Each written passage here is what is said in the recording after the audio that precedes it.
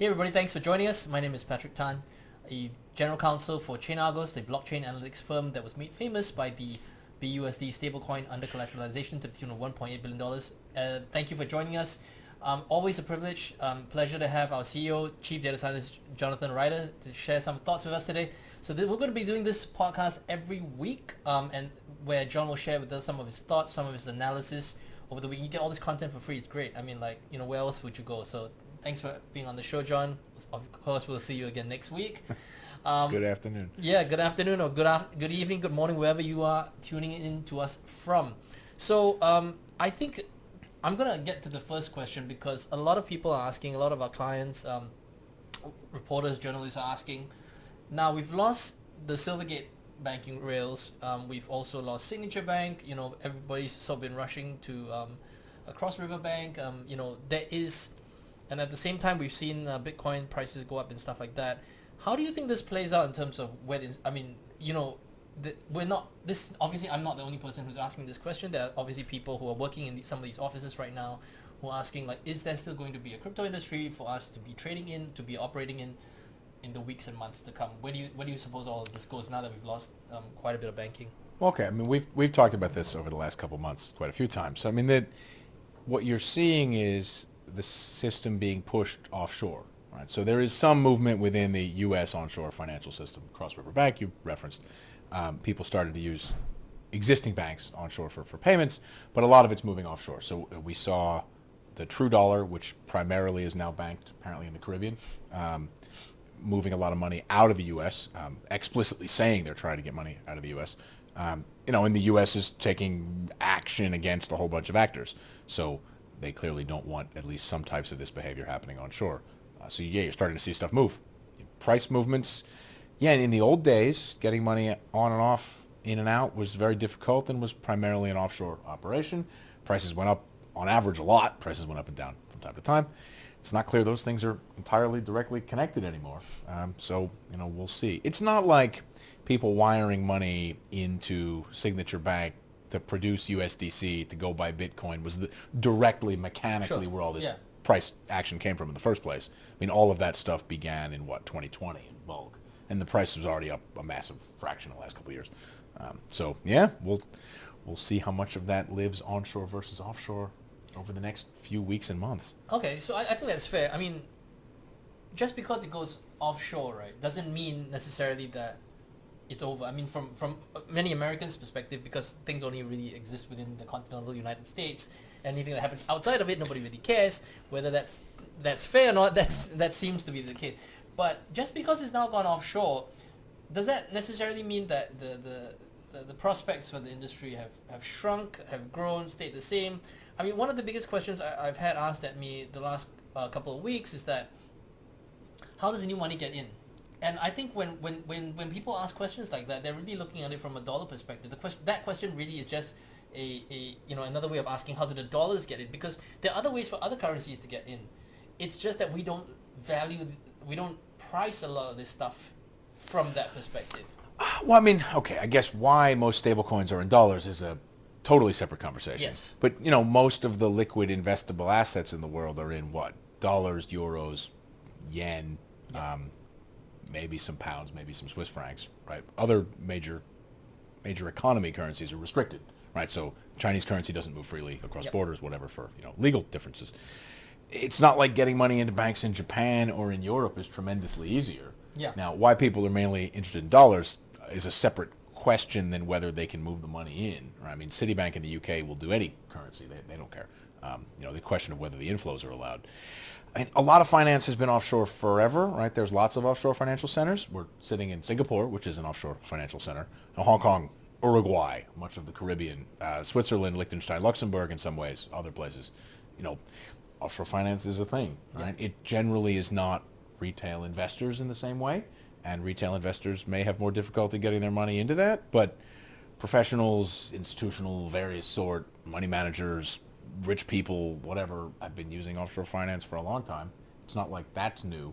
And to be totally fair, also there's lots of offshore gambling and whatnot. Correct. These are not new things. It's maybe was a bit different for a while that you had billboards and stadium names and advertisers onshore for stuff that has normally been managed offshore. And yeah, that transition seems to have occurred now. So, okay, we've taken quite a bit. I mean, a lot of people think that, because we were made famous for the whole BUSD under collateralized, under collateralization issue, and as a result, I mean, but obviously Binance has been in the spotlight a lot. There's been that CFTC lawsuit that just came out over the past week. Since, what do you think about that? Like, where do you think we go from here? And is there necessarily something that, FTX was one story. He was American. Now, CZ is Canadian, and nobody knows really where the company's incorporated. How do you unravel this thing, and how do you think this thing plays out? If you would, I mean, I know it's not a fair question, to be fair. I mean, but it's just like, if you were to make a best guess estimate, where do you think this plays out? Okay, so we sort of step back a little bit. So Standard Chartered had some legal problems, I think it's 2012, 2011, where their, I believe, CFO was recorded on a conference call saying approximately, why do we have to listen to these Americans with respect to some money laundering sanctions type stuff? We're a British bank, whatever. And the answer was that, they wanted to have a banking license in New York State, because all banks want to have a banking license in New York State. And they got in big trouble for that. That person does not work at Standard Chartered anymore, and there were fines. And I don't actually remember who they were processing payments for, but it was not a person that the state of New York was okay with. Wherever these exchanges are based, and, SBF may have been American, but other people involved not, or whatever, they wanted to operate in the U.S. with licenses. And, the BUSD problem was really with the New York Department of Financial Services, correct, which takes their own rules seriously. If you sign up for licenses, you have to follow the rules of those licenses. If you operate wherever, you have to follow those rules. I mean, Singapore's had discussions about how the Payment Services Act interacts with a lot of this stuff. Fine. If you don't want to operate in this jurisdiction, you don't have to follow the rules here. Some stuff will be pushed offshore, which means in jurisdictions that have, less protections and less rules, and it's very much a buyer beware arrangement, which again is fine. Swiss banking's been around for a long time, and it's much more of a low leverage, low risk, but low protection, right? There's no deposit insurance in most of these places for people, and you're supposed to be able to take care of that yourself. That's the way that's migrating. In some ways, that's more consistent with the ethos of the space. Yeah. Right? The deposit insurance is not consistent with the Bitcoin white paper. People are starting to be forced to deal with those inconsistencies. I think that's a fair assessment. I mean, like, I don't think that it's necessarily in any specific individuals or exchanges' interest to go and pull a runner at this stage. If they want to continue on in the industry. I mean, again, I'm not in a position to express an opinion on that in any way, shape, or form. It's very hard to tell what the situation is, especially given the amount of information and data that we've gone through.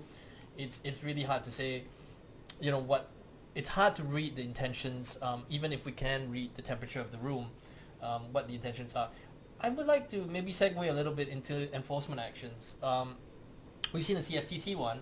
That can't possibly be it, right? Like, I mean, there has to be more. I think anybody who read the quotes in that one gets a sense that there's some foreshadowing going on. Yeah.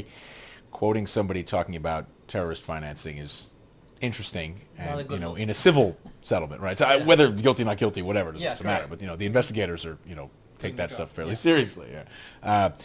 There was a whole swath of stuff in the last 3 weeks covering a whole range of people. The stuff related to Tron, all over the place. They clearly are stepping things up. It remains unclear if this is because of information they either got out of somebody, whether the FTX people are providing information, whether it's investigators just coincidentally uncovering stuff at this time, whether they've started to figure stuff out they hadn't before. We don't really have a good sense for that at all. We may never have a good sense for that because, the U.S. attorneys tend not to come out and say, oh, we started this investigation in 2017. And that's not, it's not actually a documentary. That we may never really know if this information all came from SBF or if this information came from them reading somebody's blog or if this is just a completely unrelated coincidence that the FBI figured out 6 months ago. I don't even have an opinion on that. Okay. I think one of the other questions that rather one of the things that we've seen on crypto Twitter quite a bit, is that some people suggest that, what was it, Operation Choke Point, right? Not chokehold, it's Operation Choke Point, and there's this I would classify this in the range of conspiracy theories that there's a concerted government effort to destroy crypto.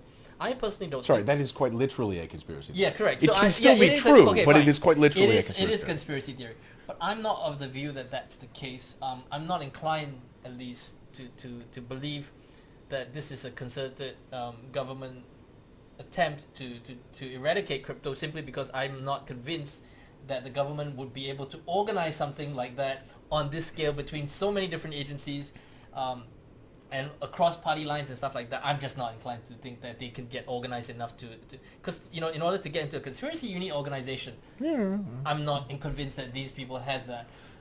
But what do you think about that conspiracy theory? I think a simpler way to look at this that doesn't require believing some sort of complicated coordination among people is that you had a sequence of regulators that realized people under their control, under their supervision, Yep. whatever, weren't following their rules. So, originally, this is back to January, February, New York Department of Financial Services realized that some of their stablecoin providers were not doing stuff that they were happy with. Correct. Yeah. Exactly what terms and the rules they called them out on don't really matter because they have the discretion to shut them down if they want to, and it is empirically true that they made the regulator unhappy and then some activities were shut down as a result.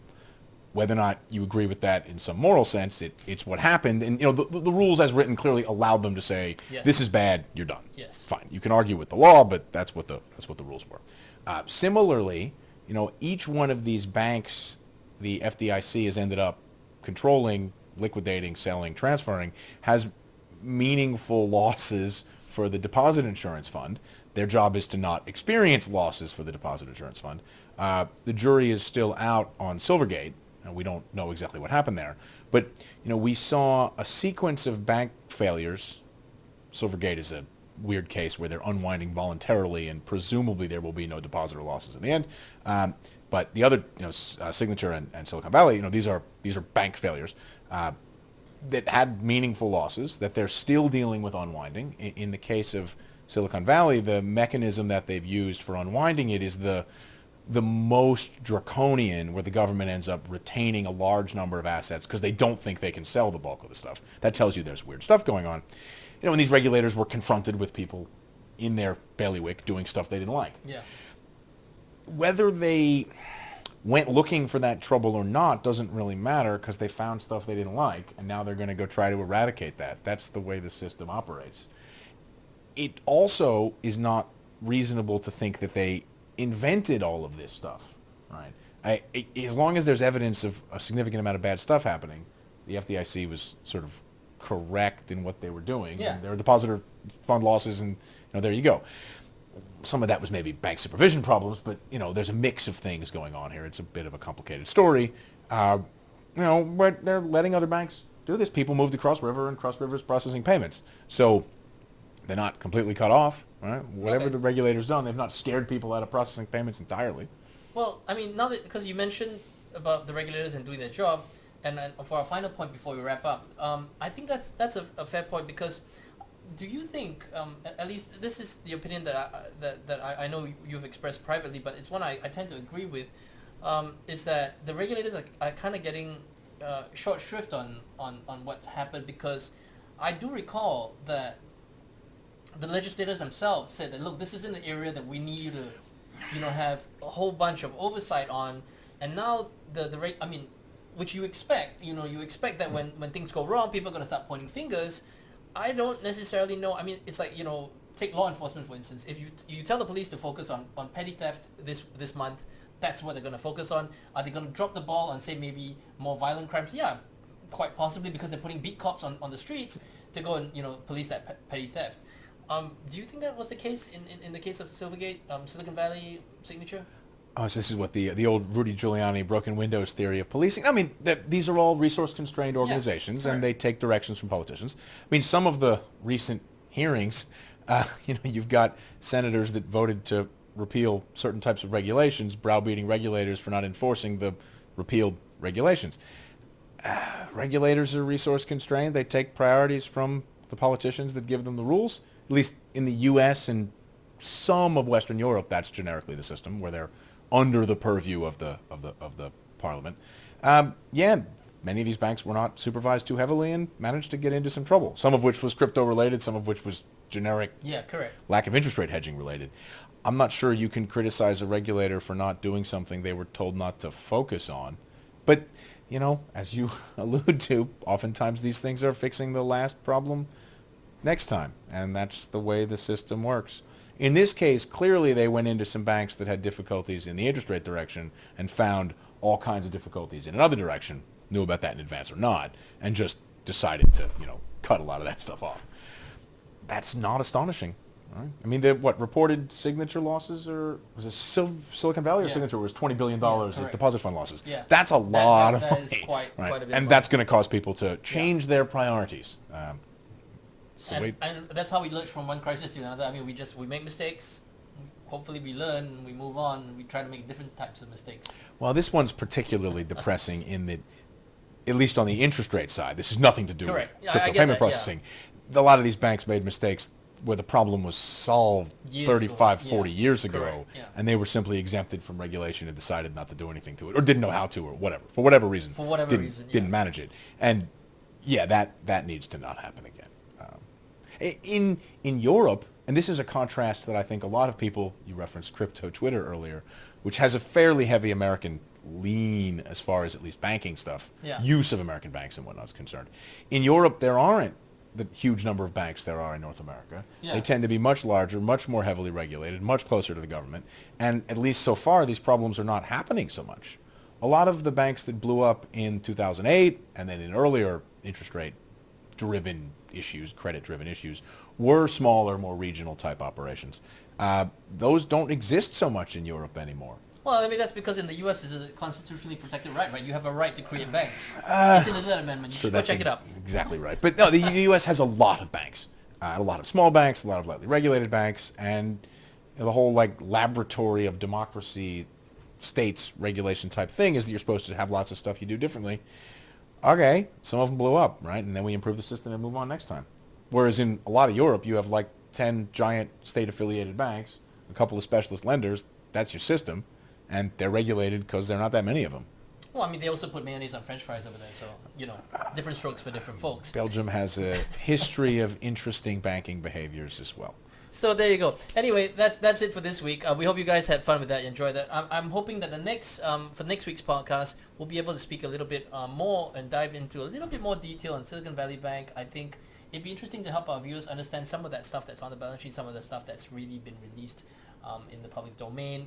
You know, start to learn a little bit more about this stuff. I think that might be helpful, not just for this particular episode, but you know, moving on forward for investors. You know, in terms of education purposes. I think it's amazing you think you can predict what will be interesting next week. That's true, though. That's true. Every single week is different over here. But thank you for joining us. It's always a privilege and a pleasure to have you guys on the show. On behalf of ChainArgos, on behalf of Jonathan and myself, thank you for taking the time to join us. We'll see you again next week. If you've got questions that you want to ask us, hit us up at the comment section, hit us up on the website. Otherwise, smash that subscribe button. We really like it when you do that. See you next week. Bye-bye. Yeah.